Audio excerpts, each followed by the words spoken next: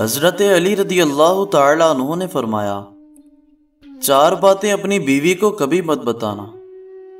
Number 1، کبھی بیوی کے سامنے رونا مت، چاہے کتنی بھی تکلیف ہو، کتنی بھی پریشانی ہو، چاہے اندر سے کتنے ہی ٹوٹ چکے ہو، لیکن بیوی کے سامنے کبھی آنسو مت بہا، ورنہ ساری زندگی تمہاری بیوی یہی سمجھے گی یہ مرد بہت کمزور ہے، اپنے جذبات پر قابو نہیں پا سکتا، چھوٹی چھوٹی چیزوں پہ اداس ہو جاتا ہے، لہٰذا وہ تمہیں کمزور سمجھنا شروع کر دے گی۔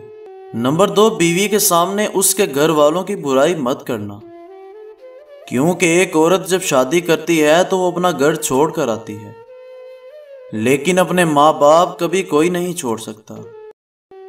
نمبر 3، عورت کو کبھی بھی اپنی کمائی مت بتانا، کیونکہ ایک مرد کو ہی پتا ہوتا ہے کہ گھر کس طرح چلانا ہے، سب کے خرچے کس طرح پورے کرنے ہیں۔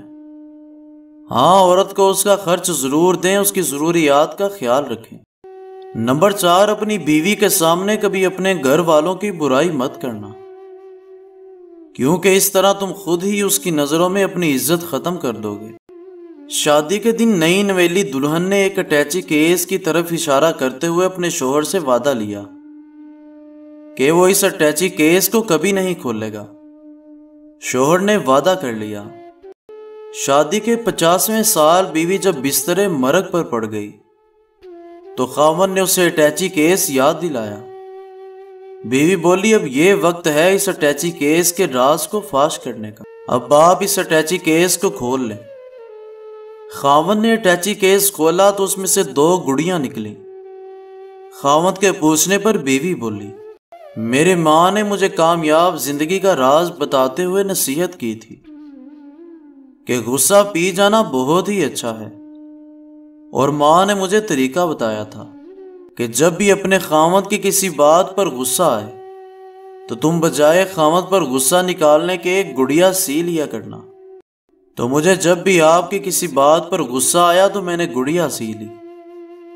خاوند 2 گڑیاں دیکھ کر بہت خوش ہوا کہ اس نے اپنی بیوی کو کتنا خوش رکھا، کیونکہ بیوی نے 50 سال کی کامیاب زندگی میں صرف 2 گڑیاں ہی بنائی تھی۔